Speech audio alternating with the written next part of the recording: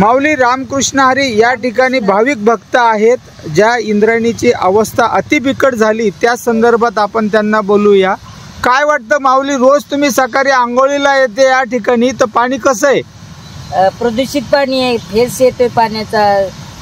या पाण्याचा तुम्हाला त्रास काय होतो? शारीरिक त्रास होतो ना, अंग खाजवतं ना, अंग खाजवतंय। म्हणजे आता हा जबाब कोणाला विचारायचा? सरकारला। पण सरकार काहीच करत नाही, मग पुढे काय करायचं आपण? काहीतरी करू म्हणजे मला सांगा, जनसामान्यांना ज्या गोष्टीचा त्रास होतो जर प्रशासन याकडे लक्ष देत नाही तर मला तरी वाटतं इंद्रायणी सेवा फाउंडेशनने उपोषण केले होते। यशोधन महाराज साखरे यांनी सुद्धा विशेष याकडे दखल घेतली होती। तर तुम्हाला काय वाटतं या ठिकाणी काय करायला पाहिजे प्रशासनाने? लक्ष द्यायला पाहिजे। बघा, सगळ्यात आपल्याकडे जे दिसतंय वास्तव आहे, या ठिकाणी हे भाविक रोज आंघोळीला येतात। तुम्ही रोज येत होता ना? आणि आंघोळीला येताना पाण्याचा वास येतो का? येतो ना, बेकार वास येतो। मुक्त हे झाली इंद्रायणी प्रदूषण मुक्त पाहिजे अशी यांची सुद्धा भावनिक इच्छा आहे। माऊली, लवकरात लवकर आपण लक्ष द्या। प्रशासनास विनवणी तुम्ही करू इच्छिता, काय करा ना विनवणी, जास्तीत जास्त लवकर इंद्रायणी प्रदूषण मुक्त झाली पाहिजे अशी सर्वांची विनंती आहे। ओके, धन्यवाद माऊली। रामकृष्ण हरी। वास्तव पाहताय आपण, या ठिकाणी नदी वाहती ती स्वच्छ व्हायला हवी। या ठिकाणी वारकरी भाविक भक्त आहेत, ज्या ठिकाणी नदी वाहती ती किती खराब आहे याबाबत सत्यता जाणून घेऊयात। इंद्रायणी सेवा फाउंडेशन सातत्यपूर्ण उपोषण झालं, सगळं झालं, पर्यावरणासाठी अनेक वेळा पुढे आले, मात्र जनसामान्यांचा ओढा कमी असल्यामुळे यास वेग निर्माण होत नाही। त्यासाठी येथील वारकरी आहेत। माऊली रामकृष्ण हरी। या ठिकाणी आपली वाहती ती इंद्रायणी आहे, तिची अवस्था कशी आहे? वाहती इंद्रायणी ही तिची अवस्था आपल्या वाणीनं दुर्दैवाने बोलण्याची वेळ येते। ज्या इंद्रायणी मातीचं जल प्राशन करतात तीर्थ म्हणून, ज्या इंद्रायणी मातीमध्ये अस्थी टाकल्या तर अस्थींचं पाणी होतं, आत्ता त्या इंद्रायणी मातीची एका गटारगंगा म्हणून अशी अवस्था निर्माण केली।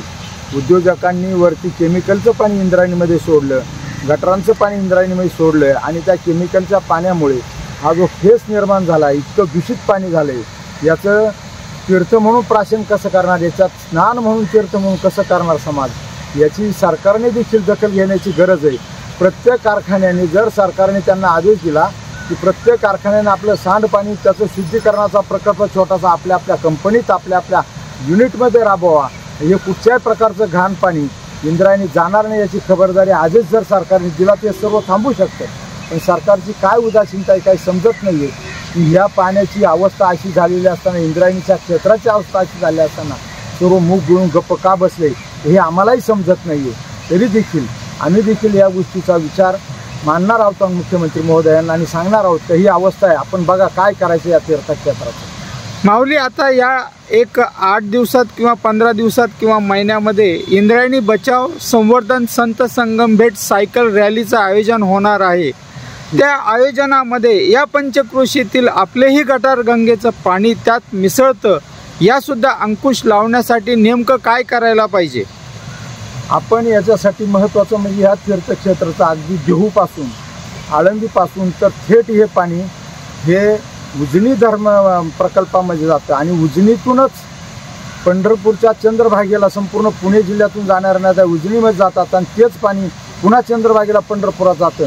म्हणजे संपूर्ण दोन्ही महत्त्वाची तीर्थ महाराष्ट्रातली या नदीच्यामुळं किंवा या इंद्रायणी मातीमुळे दूषित झालेली आहे। याच्यावरती सरकारने निश्चित स्वरूपाने निर्णय घेऊन संपूर्ण पुणे जिल्ह्यातल्या नद्यांचं शुद्धीकरण करून ते पाणी दूषित पाणी जाणार नाही नद्यांमध्ये याची दखल घ्यावी लागेल। केवळ एका इंद्रायणीची समस्या नाही आहे, संपूर्ण चंद्रभागेचं देखील प्रदूषण निर्माण झाले। या सर्व गोष्टी अत्यंत जबाबदारीने सरकारने करण्याची आवश्यकता आहे। माऊली, धन्यवाद। मात्र या ठिकाणी अनेक लोकांमध्ये जे स्थानिक लोक आहेत त्यामध्ये अवेअरनेस कमी आहे की काय असं जाणवू लागले, खरं आहे का? त्याचं कारण असं आहे की प्रत्येक वेळेस प्रत्येक माणूस हे रोजचं आपलं व्यावहारिक जीवन आहे याच्यामध्ये व्यस्त असल्यामुळं याच्यासाठी वेळ कोण देणार आणि हे भांडण कुणाशी करायचं। पण हे सरकारने ही गोष्ट कुणी त्यांना सांगायला येण्याच्या पूर्वीच सरकारने ही व्यवस्था करण्याची आवश्यकता आहे.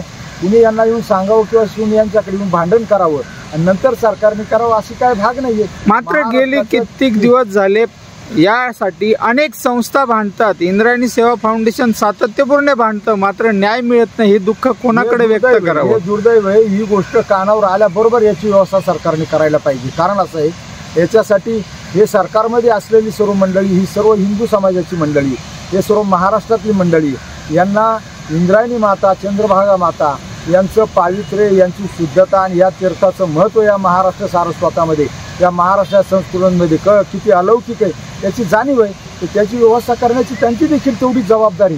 फक्त फाउंडेशन किंवा कुणी समाजातले घटक काही येऊन बोलतील यापेक्षा त्यांची देखील जबाबदारी, त्या दृष्टीने त्यांनी त्याच्याकडे लक्ष दिलं पाहिजे.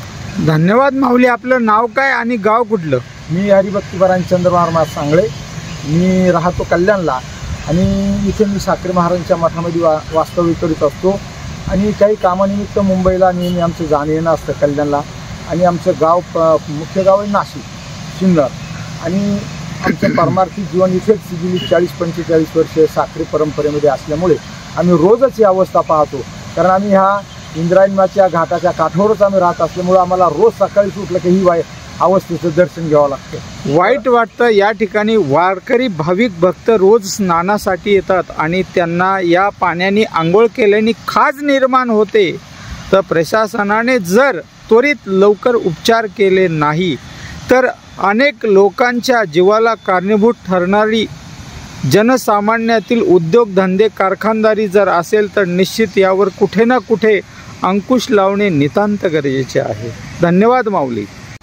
नमस्कार. इंद्रायणी सेवा फाउंडेशनच्या वतीने सत्य तेच आहे, गेली 3 दिवस झाले सातत्यपूर्ण केमिकल मिश्रित पाणी सोडण्याचा पराक्रम